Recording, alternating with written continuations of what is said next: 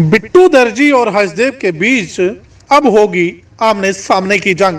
सुनिए क्या कहा उधमपुर के पूर्व विधायक बलवंत सिंह मनकोटिया ने। पिछले 2 साल से मेरी तरफ से कोई आपको सुनने को मिला, और जब वो ये कहते हैं कि बिट्टू दर्जी और उसके चलने वाले जितने भी लोग हैं उनको माँ बहन की गाली देते हैं, और ये कहते हैं मैं सभी को जेल भिजवाऊंगा और मैं अपना बाप मोदी को बना लूं या अमित शाह को बना लूं। मतलब ये तरीका है? अगर भाई के हैं इकट्ठे रहे तो क्या तरीका है ये बात करने का? इतनी बदतमीजी।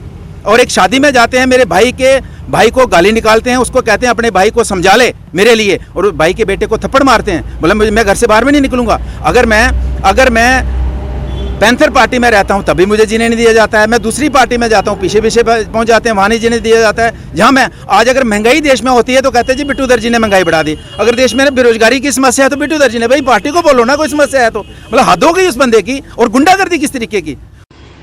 बलवंत सिंह मनकोटिया ने यह भी कह डाला कि हमने ब्लैक मेलर देखे हैं लेकिन डकैत नहीं देखे, ये लोग डकैत हैं। उन्होंने कहा कि मैं खुश हूं कि मैं बिट्टू दर्जी हूं और मेहनत से खाता हूं, मेहनत की कमाता हूं, लेकिन ब्लैकमेलिंग करके मैंने कोई पैसा नहीं कमाया। और उन्होंने यह भी कहा कि अब कौरव और पांडवों का युद्ध होके रहेगा। और मैं आपको यह कहना चाहूंगा, मैंने करप्ट लोग देखे हैं बहुत से, मैंने डकैत नहीं देखे हैं। और ये डकैत लोग हैं, इन्होंने शरेआम डकैती की है। मैं बिट्टू दर्जी हूं, मैं खुश हूं कि मैं दर्जी हूं, मेहनत करके काम करता हूं, लेकिन मैं आरटीआई लगा के लोगों से ब्लैकमेल करके पैसा नहीं। कोई ऑफिसर नहीं है, कोई आदमी नहीं है जिसको ब्लैकमेल करके आरटीआई लगा के 3000 से ऊपर आरटीआई लगाई है। मैं कहूंगा एसपी साहब को कि जितनी भी आरटीआई जो लगी है उधमपुर में, उनका खुलासा किया जाए, उनको आरटीआई को बाहर निकाला जाए कि किस आदमी से लगाई, और जिस आदमी को अपना नाम लिखना नहीं आता वो इतनी शुद्ध अंग्रेजी लिखेगा। इतनी ब्लैकमेलिंग है, हद हो गई है। इसलिए अब बांडा फूटेगा। और कौरवों और पांडवों का युद्ध, जब पांडवों ने कहा भैया 5 गांव दे दो, कहते नहीं कुछ नहीं देना आपको, फूटी कौड़ी नहीं देनी है, तो फिर तो युद्ध। 3000 के करीब फेक आरटीआई जो है उधमपुर में लगी हैं, उनकी भी अब जांच होगी। शिकायत उधमपुर के एसएसपी ऑफिस में दर्ज करवा दी गई है।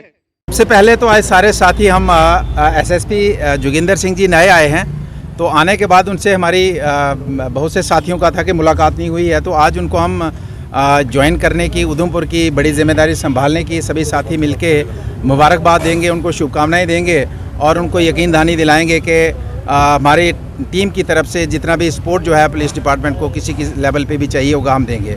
दूसरा, हम यहाँ पे जो ड्रग्स का एक इशू है, तो ड्रग्स को लेके हमारा आज मेमोरेंडम जो है और मुलाकात जो है कि ड्रग्स के ऊपर किस तरीके से समाज की तरफ से, हमारे साथियों की तरफ से किस तरीके से आपको सपोर्ट की ज़रूरत है, हम करने के तैयार हैं, लेकिन शिकंजा कसना पड़ेगा क्योंकि आज की डेट में सबसे जो है बड़ा चैलेंज जो है पूरे देश और समाज और उधमपुर के लिए है वो ड्रग्स का है। और तीसरा एक इशू है कि ये मैं बता रहा हूँ कि 26/8/2013 को एक आरटीआई का जवाब आता है, उसमें कुछ लोग, कुछ बड़े लेवल के मिनिस्टर और एक्स एमएलए, उनके ऊपर 3 एफआईआरें लगी हैं। 2017 की एक एफआईआर लगी है, 2018 की 2 लगी हैं। और उसके बाद उन नेताजी का आप देखोगे, कभी वो डीसी को धमकाते हैं, कभी वो एसएसपी को धमकाते हैं, कभी पत्रकार को धमकाते हैं, कभी आम आदमी को धमकाते हैं। और कभी अब आपने देखा कि यहाँ पे अभी जो प्रोग्राम था रिवायत पैलेस में, वहाँ आके किस तरीके की गुंडागर्दी की। भाई साहब, मैं 12 साल से उधमपुर का एमएलए हूँ, मुझे किसी ने नहीं बुलाया कि वहाँ पे मीटिंग है। एक्स एमएलए क्या होता है? कुछ नहीं होता है एमएलए। वहाँ आज की डेट में काउंसलर, डीडीसी, वीडीसी जो जीते हैं, जब हम एमएलए थे तो कोई भी फंक्शन होता था हमें बुलाया जाता था। अब हम एक्स एमएलए अपने आप को एमएलए समझ के बोलें, और किसी ने किसी को रोका नहीं वहाँ जाने के लिए, ना बुलाया। वो पब्लिक दरबार था, वहाँ जाके इस तरीके की गुंडागर्दी, और वो आदमी गुंडागर्दी करे जिसके ऊपर 3 एफआईआर हैं। मुझे जितने पत्रकार साथी हैं मुझे बताइए, आज तक उधमपुर में कितने ऐसे लोग हैं जिसके ऊपर एफआईआर लगी हो और पुलिस ने, अगर वो नहीं मिला तो उसके परिवार को नहीं उठाया हो।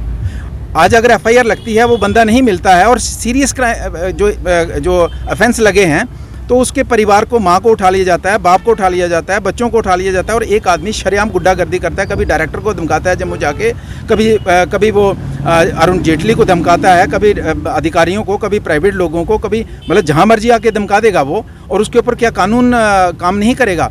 और इससे पुलिस की छवि जो है, उधमपुर की पुलिस की छवि जो है वो धूमिल हो रही है। इसलिए हम पुलिस को कहना चाहते हैं, ये 3 एफआईआर हैं, इसकी कापी आपको देंगे।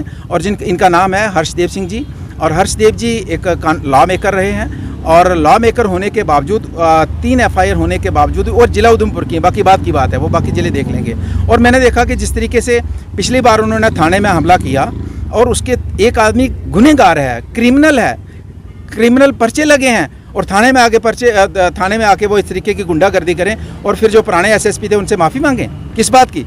तो मुझे बताइए, एक आदमी बता दीजिए मुझे, पूरे उधमपुर के, जम्मू कश्मीर देश के अंदर एक आदमी बता दीजिए जिसके ऊपर FIR लगी हो, पर्चा लगा हो, सीरियस जुर्म लगे हों, और वो आदमी इस तरीके की गुंडागर्दी करे और उसको प्रशासन हाथ न डाले। और अभी हाथ पड़ेगा, और जब हाथ पड़ेगा भाई साहब तो ये कहेंगे बीजेपी ने करवाया है। तो मैं आपको ये जानकारी देना चाहता हूँ, बलवंत सिंह बीजेपी का मेंबर है, बलवंत सिंह मनकोटिया, लेकिन बिट्टू दर्जी बीजेपी का मेंबर नहीं है। और ये लड़ाई बिट्टू दर्जी की है और ये लड़ाई हर्षदेव सिंह की है। उनको ये बताना पड़ेगा, ये तो एक छोटी सी बात है। और इसको लेके वो बार बार कहते हैं कि मैं दिल्ली में जाके बीजेपी वालों को कहता हूँ, मैं मंत्रियों को कहता हूँ कि भाई मेरे खिलाफ, मैं कभी नहीं गया, लेकिन मैं कल गया, IG साहब को मिला कि ये मैं FIR उनको भी दी है, मैंने होम सेक्रेटरी उनको भी दी है, DG साहब नहीं थे उनके पास जाऊंगा, मुझे दिल्ली के होम मिनिस्ट्री के पास जाना पड़ेगा, मैं जाऊंगा कि किस कानून के तहत इस आदमी को गुंडागर्दी करने की आपने परमिशन दी है और जिसके ऊपर सीरियस जुर्म लगे हैं उस आदमी के ऊपर। धाराओं पे FIR जो है वो लगी। ये देखिए, मैं आपको कॉपी देता हूँ, ये सारी कॉपी लंबी चौड़ी है, इसमें पढ़ूंगा तो कॉपी दे दूंगा और आप इसमें देख लीजिए।